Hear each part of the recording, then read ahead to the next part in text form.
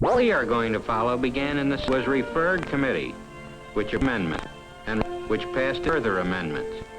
In the House, it now had a similar history. Rules Committee passed by the House. It differed from the Senate bill. The House Conference Committee now worked out a compromise, which was passed Senate and House and to the President. Keep this chart in mind as we follow the story of the Housing Act of 1959.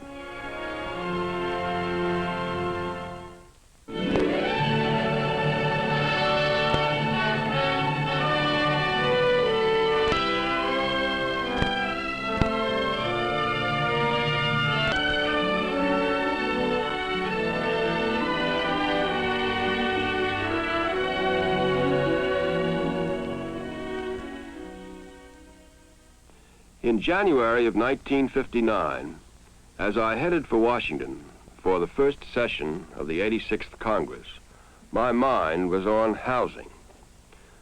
I had long had an interest in housing and had fought for housing legislation. This year, I knew a housing bill would become law. I knew it because, well, the reason had to do with suburbia. The 1950s were a time of great suburban boom. Veterans legislation and federal housing legislation had a role in that boom. They made possible long-term, low costs with low down payments, which brought millions of people into the homeowner class, the boom in suburbia. But in 1959, the FHA loan authorization had been used up, and the demand was extended. Keep it going.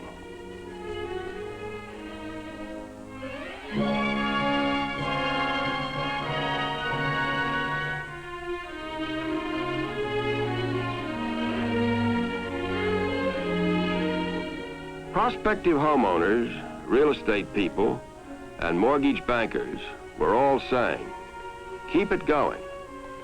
I knew the Eisenhower administration was anxious to heed those demands, and we Democrats were too. In fact, many of us wanted to decrease down payments still further, and that was why I knew a housing bill would become law. The boom in suburbia would be continued. But I had other reasons for wanting a housing bill. I was especially concerned with the city, the slums. All over the United States, cities have been experiencing this creeping blight. Overcrowding, obsolescence.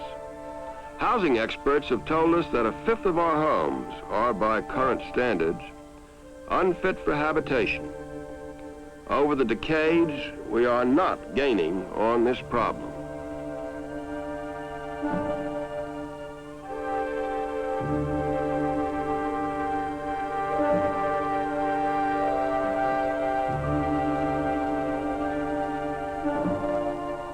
Meanwhile, some people move out to the suburbs.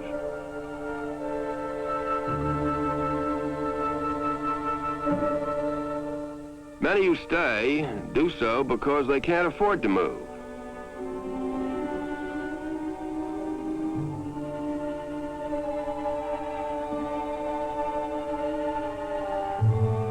As mayor of Philadelphia some years ago, I became deeply concerned with this problem. Later, in the Senate, for the Housing Subcommittee, I was among those who held hearings in various cities. And everywhere, I found the same problem.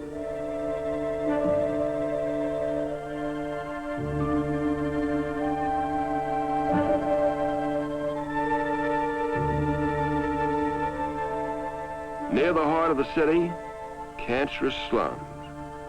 Around it, an area of decay. Finally, at the fringe, a fairly prosperous belt of suburbs.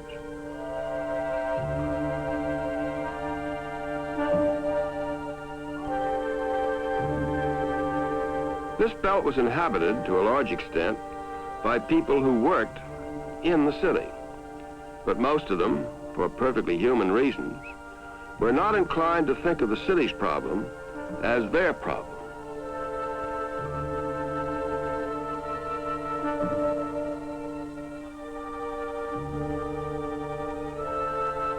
But isn't it their problem? What is the cost to the nation as a whole of the spreading blight in the cities? Can this soil grow the kind of citizens we need? What is the cost of tensions, illness, hostility? Back in the 1930s, under the leadership of men like Senator Wagner, federal law had begun to recognize slum blight as a national problem, needing national solutions, including public housing. Before long, this view had the support not only of liberals, but of leading conservatives, men like Senator Robert Taft, who said this: there didn't seem to me any alternative except to subsidize low-rent housing. And so I came to be a believer in that and one of the authors of the various bills which finally were enacted in the form of the 1949 Housing Act. The Housing Act of 1949, the Wagner-Ellender-Taft bill. To my mind, it was a great turning point. It inaugurated the urban renewal program, under which the federal government became a partner in the job of clearing vast areas of slums so that private building could make a start. Of course, this had to be combined with public housing to house people displaced from slums. The Act of 49 provided for that too. And so in city after city, plans were developed and projects launched.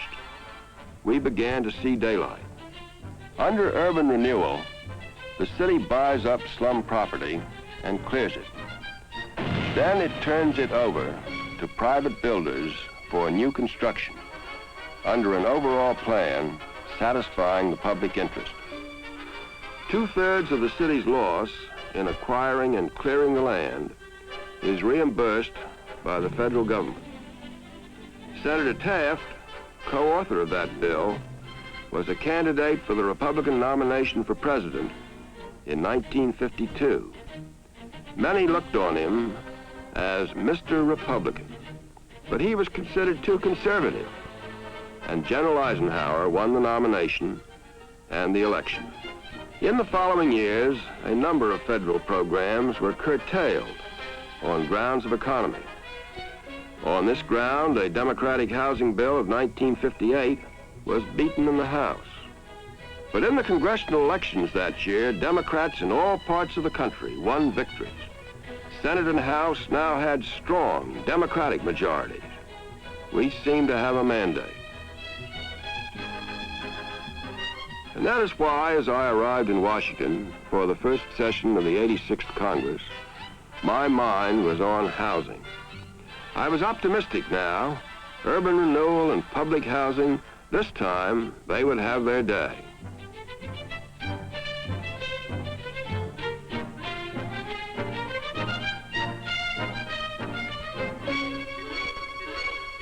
In Washington, I conferred with my staff about proposals I wanted to push.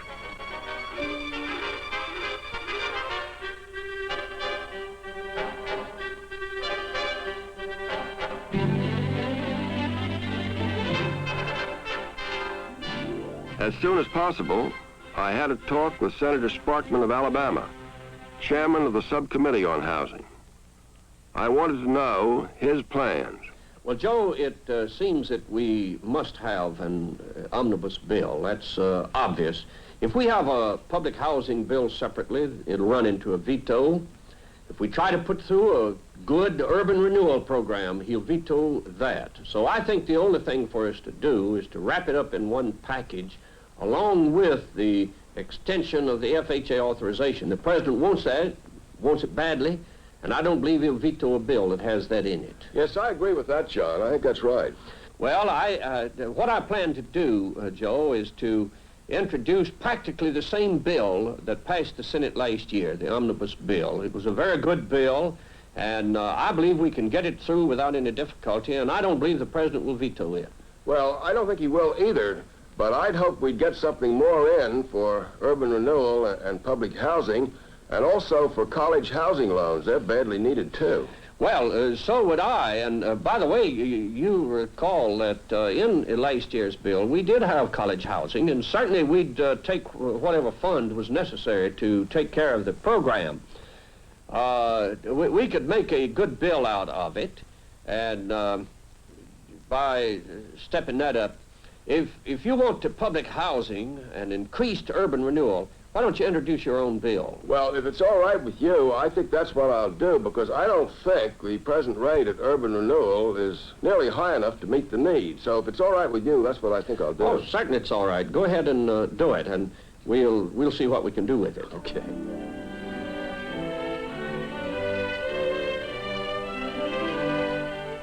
A few days later, I introduced my bill in the Senate. A number of other housing bills were also introduced.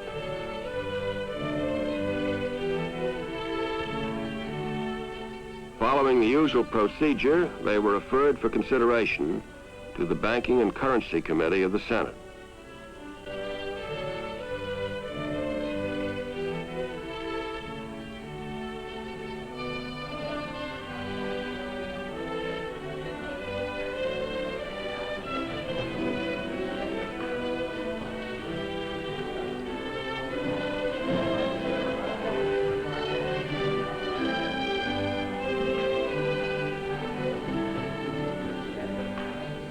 There, on January 22nd, hearings began under the chairmanship of Senator Sparkman as chairman of the Housing Subcommittee. There's several bills that are before us. S-57, which I introduced, and Senator Fulbright has joined me in sponsoring. S-65 by Senator Capehart and others. S-193, 194, and 195 by Senator Clark and other co-sponsors. The first witnesses, according to custom, represented the administration. They urged immediate extension of the FHA insurance authorization on a permanent basis. They recommended no appropriation for public housing. They asked a stopgap authorization for urban renewal, while urging that the federal government decrease its share in the program. The American people can be improved only if their earnings and their savings are protected. If the administration proposal goes through, isn't it perfectly clear that there will be less rather than more urban renewal, because some states and many cities will be forced out of the program because they can't afford it? Senator Clark, of course, if more money is available to the American people will spend more on their housing. I can't argue on this score with you at all. I do say that when a city becomes imbued with the idea of wanting to clean up its slum conditions, and the citizens of that city want to clean up the slum conditions, then they will do a lot with some federal help and with their own initiative. Isn't that wishful thinking? Isn't all you're doing to shift the tax burden from a progressive income tax system to a regressive sales and property tax system? I think when you do that, you're really doing a great injustice. Well, Senator Clark, on the basis of our present knowledge, what we know now, of course, I can't argue with you on what you have to say. You are correct, of course. But this administration believes that the American public, given the opportunity, can come up with some of these answers that we are looking for, some of the answers to the problems of the slum areas of our cities. But at the moment, Mr. Mason, the administration doesn't have any new ideas at all, does it? I don't think we're at the point where we have to depend on the federal government for all our work to clear up urban blight in our cities. In fact, I know many cities that are doing this without federal funds, and so do all the members of this committee. They were followed by a number of labor spokesmen, mayors, and others, who urged instead an expanded housing program, including college housing and non-dormitory building loans. And fellow committee members, we need this legislation. We need it badly. we hope and urge that a bill at least equivalent to S-57, sufficient to meet our needs and those of many other municipalities across the nation, finds its way to the President's desk and that he signs this bill. But these ideas brought occasional warnings from Republican members of our committee. For example, from Senator Bush. Mr. Chairman, allow me to make a suggestion at this time. I think we're wasting our time discussing an omnibus bill of this size because it can never be signed into law. The President won't sign it. He'll veto this bill. I'd like to say once more right here before the committee that I don't like these omnibus bills. I think it's a poor way to legislate. Each of the titles in this bill are important enough to be considered on their own merit, and thus you give the President a chance to consider each issue so that he won't have to veto an entire bill in order to get rid of one very objectionable item. Most of our states now give the governors the power of item veto. It's time that the federal government did the same thing with the President of the United States. In spite of the warning, our committee approved an omnibus bill. It included FHA extension, housing, urban renewal, and other matters, including a proposal of mine, a loan fund for college classroom building. Most Democratic members of the committee felt the bill would be passed by Congress and signed into law. Then, a few days later, we had a surprise. The housing bill provides a much more expansive program than the budget does. For example, it has a very much expanded assistance to the to colleges, where we had about $200 million. They have 575. I don't believe that we should have higher taxes, and I do not believe that the United States wants higher taxes. That means to me living within your income by avoiding unnecessary expenditures. I stand on this, and you're going to hear me saying this often during the coming session. You'll probably get weary of it, but it's honest, and I think all of us should try to reason with ourselves, with our own minds, what it means if we just go into this reckless spending. Now, Despite the President's warning, the Senate on the following day passed the omnibus bill and even accepted an amendment of mine to increase the annual sums for urban renewal. Then it sent the bill to the House. The House referred the bill with other proposals to its Banking and Currency Committee. That committee finally approved the Senate bill with amendments of its own. Then the House Rules Committee, for almost 3 months, stalled action on the bill. Impatiently, we waited for the House to act. Finally, word came that the House had passed the bill. Because its version differed from the Senate version, a conference committee was appointed to reconcile the differences. This resulted in compromises which were to me a bitter disappointment. The urban renewal figures were scaled down. But some people said now it will be signed. The compromise bill was promptly passed by Senate and House and sent to the President. Again, we had a surprise. The President's veto message was referred to the Banking and Currency Committee.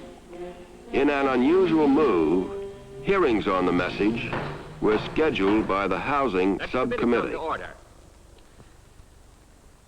These hearings are for the specific purpose of considering the President's veto message.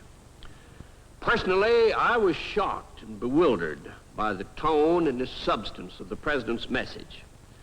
The message characterizes the housing bill as extravagant, inflationary, discriminatory, and unnecessary. I emphatically deny that the housing bill can be accurately described by any of these extreme and intemperate catchwords. Again, we heard a parade of witnesses.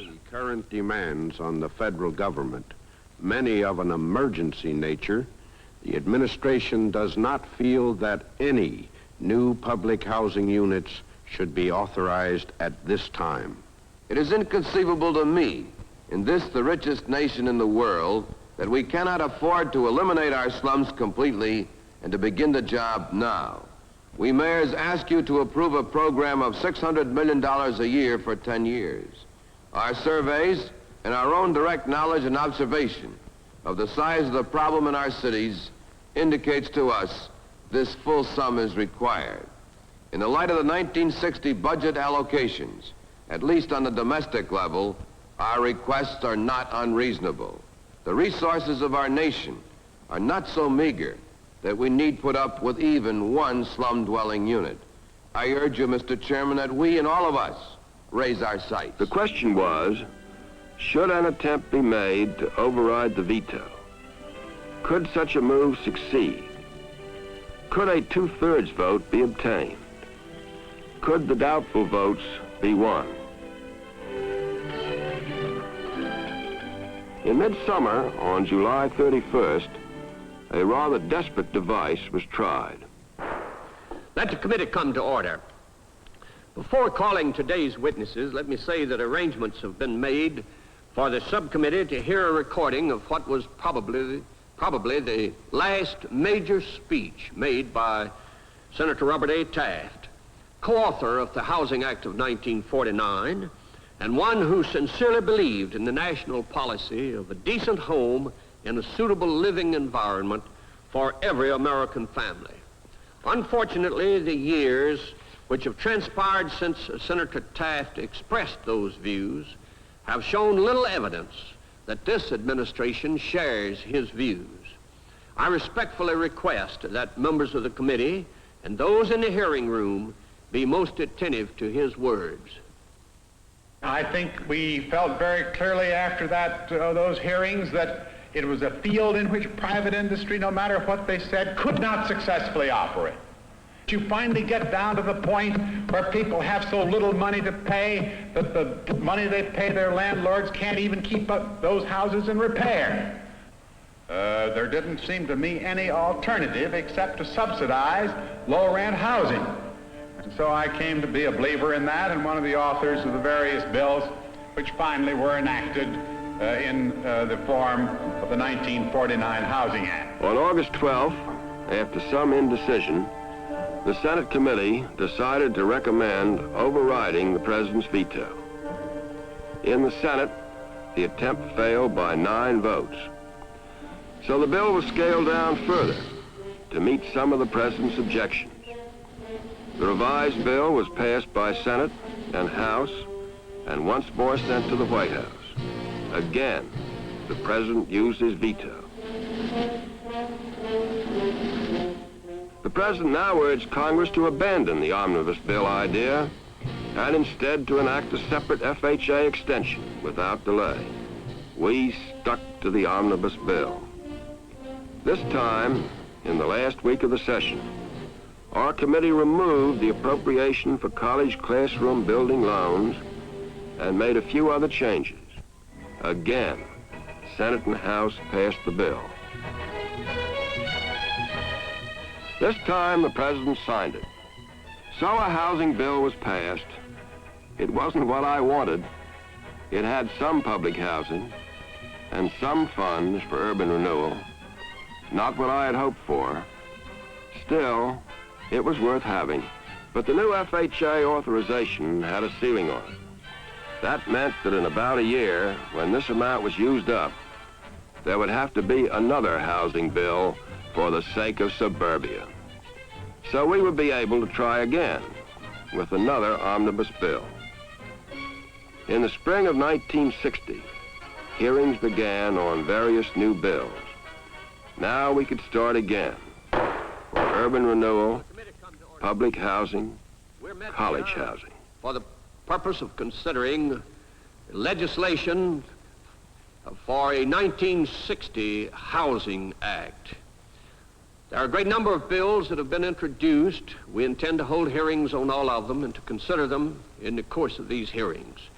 The bills now before us include S467, S914, S1342, S1680, S1955. The legislative process has no beginning and no end.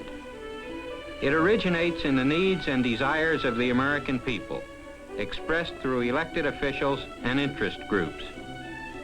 It is a process with many steps, requiring carefully planned strategy. The process involves clashes and compromise between President and Congress, between political parties, among factions within the parties, and among private interest groups. But dissatisfaction with compromise leads to new attempts, and the process goes on.